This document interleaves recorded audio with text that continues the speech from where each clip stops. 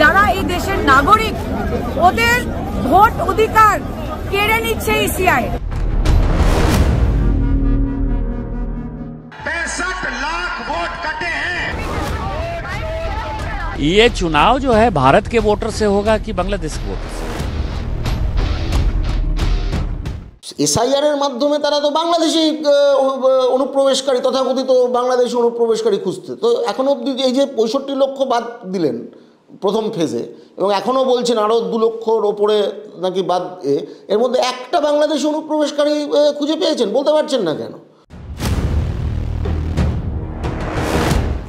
65 লক্ষ যে বাদ গেছে তার মধ্যে 55% হচ্ছে মহিলা, এবং বাদ যাওয়ার যে 4টে কারণ আছে তার মধ্যে সবথেকে বড় যে কারণের জন্য সবথেকে বেশি যারা বাদ পড়েছে সেটা হচ্ছে যারা চলে গেছে, পার্মানেন্টলি শিফটেড।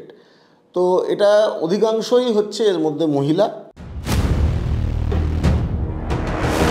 বিবাহের কারণে আমরা জানি যে মহিলাদের অভিবাসন সবথেকে বেশি হয়, পুরুষদের তুলনায় বেশি হয়।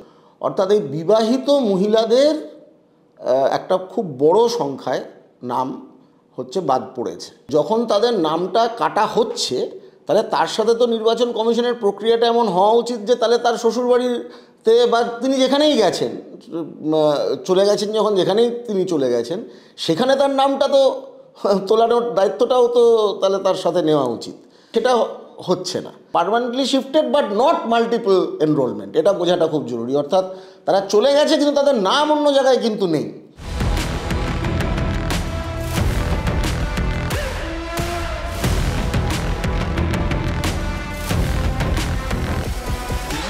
এই এসআইআর প্রক্রিয়াটার একটা খুব যেটাকে বলে ডিজাইন ডিফেক্ট আছে।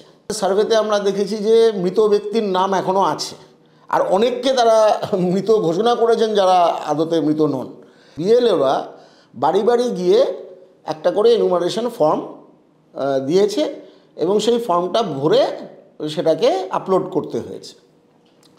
এখন প্রথমত এই যে এনুমারেশন ফর্ম, মানে তাহলে কি হলো যে 65 লক্ষ যে বাদ পড়েছে তার মেন কারণটা হচ্ছে যে তাদের এনুমারেশন ফর্মটা তারা জমা করেনি এবং সেটা আপলোড হয়নি। এখন প্রথমত এনুমারেশন ফর্মের কোনো কথা, যে আইন রিপ্রেজেন্টেশন অফ পিপলস অ্যাক্ট, জনপ্রতিনিধিত্ব আইন, যার মাধ্যমে আমাদের দেশে নির্বাচন কমিশন চলে এবং এ নির্বাচন প্রক্রিয়া যে হয়, খুব গুরুত্বপূর্ণ আইন, সেই আইনের কোথাও এনুমারেশন ফর্মের কিন্তু কোনো উল্লেখ নেই। যে নিয়মাবলী আছে, ইলেকশন রুলস, যেটা এই আইনের আওতাতেই যে রুলস তৈরি হয়েছে, সেখানেও এনুমারেশন ফর্মের কোনো ব্যাপার নেই। এখন সেটা তারা চালু করেছেন, এই একটা নতুন একটা বিষয়।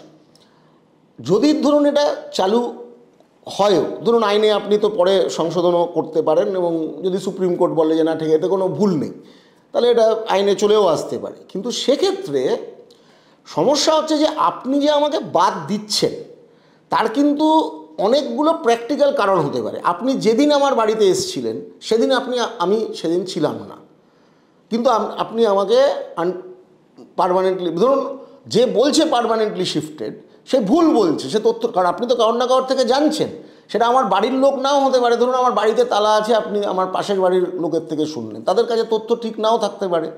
তাহলে আপনার ভিত্তিটা কী যে আপনি আমাকে পার্মানেন্টলি শিফটেড করছেন? এবার ইলেকশন কমিশন কি বলছে, হ্যাঁ ভুল হয়ে থাকলে আপনারা আবার আবেদন করুন, আমরা পরের মাস জুড়ে ক্লেমস অ্যান্ড অবজেকশনস ফেজে আপনারা নিয়ে নেব। সেখানে যেটা হচ্ছে যে ক্লেমস অ্যান্ড অবজেকশনস করার যে ফর্ম, সেই ফর্ম নিয়ে একটা বিশাল কনফিউশন তৈরি হয়েছে, বিশাল কনফিউশন। বিহারে যেহেতু ধরুন নিরক্ষরতা এবং অশিক্ষার হার অনেক বেশি, পশ্চিমবঙ্গের তুলনাতেও বেশি, দেশের সবথেকে খারাপ অবস্থা হচ্ছে বিহারে। মহিলাদের মধ্যে নিরক্ষরতার হার খুব বেশি, তারা কিছু জানেন না, অসহায়। এমন অনেক মহিলা আছেন, গ্রামের মহিলা, সংখ্যালঘুদের মধ্যে আছেন, তার স্বামী অন্য জায়গায় কাজ করে, সে বাড়িতে একা বাচ্চা সামলাচ্ছে এবং তারা বুঝতেও পারছে না কি হচ্ছে, তাদের নাম আছে না নেই, তাদের সাথে কেউ ঠিকমতো ব্যবহারও করছে না, বিএলওরাও তাদের সাথে সহযোগিতা করছে না।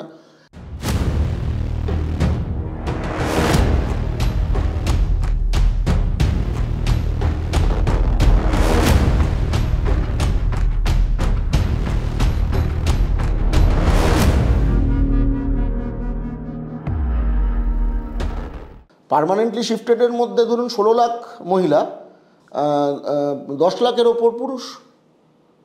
আমার মতে পার্মানেন্টলি শিফটেড ক্যাটাগরিটা পুরোটাই অন্যায়ভাবে করা হয়েছে। এইটার মাধ্যমে পরিযায়ী শ্রমিকদের ওপরে সবথেকে বড় মারটা এসে পড়ল। এবং আপনি যদি জেলাগুলো দেখেন কোন কোন জেলায়, মূলত বিহার আর উত্তরপ্রদেশের বর্ডারের যে জেলাগুলো আছে, একদম পশ্চিম প্রান্তে বিহারে, আর পশ্চিমবঙ্গের সাথে বিহারের যে বর্ডারের জেলাগুলো আছে, মূলত সীমাঞ্চল যে অঞ্চলটাকে বলে, কাটিহার, আপনার পূর্ণিয়া, এই সব জায়গায় এটা অনেক বেশি, ডিলিশনের রেটটা অনেক বেশি। যেখানে ডিলিশনগুলো বেশি সেখানে আউট মাইগ্রেশনও সেখান থেকে বেশি, এটা দেখা যাচ্ছে এই প্যাটার্নটা আর কি। আর ঘটনাচক্রে এর মধ্যে বিশেষত পূর্বাঞ্চলের যে সীমাঞ্চলের যে জেলাগুলো, এটা বিশাল রকমভাবে সংখ্যালঘু অধ্যুষিত। আমি বেগুসরাইয়ের ফিল্ড ওয়ার্ক করার সময় চোখের সামনে সবথেকে বেশি যারা এসে আমরা ক্যাম্প করেছি, সেখানে যারা এসে বলেছেন আমার নাম কাটা গেছে বা বুঝতে পারছি না ইত্যাদি, অধিকাংশটাই হচ্ছে সংখ্যালঘু মহিলারা, মুসলিম মহিলারা। তাদের নাম বিশাল সংখ্যায় বাদ গেছে।